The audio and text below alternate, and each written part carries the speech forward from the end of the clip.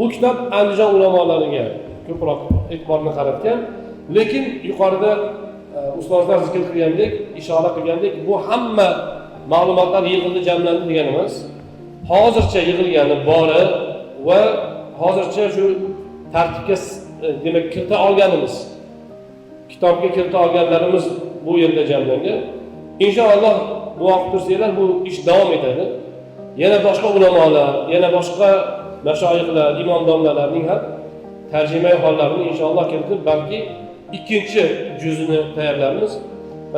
Mar'ulon ulamolar haqida chiqayotgan kitob hozir bilmadim 7, 8, 12 ta, 10dan oshib ketdi adashmasam. Ya'ni yangi demak keyingi jildlarda inshaalloh yana bu boradagi ma'lumotlar davom etadi.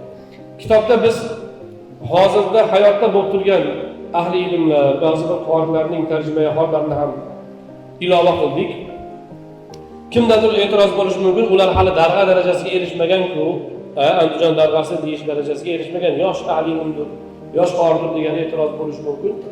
Shuning uchun yonida kichkina harfda yoxud ulamolar va qorilar deb kitobning nomiga ilova ham qilingan.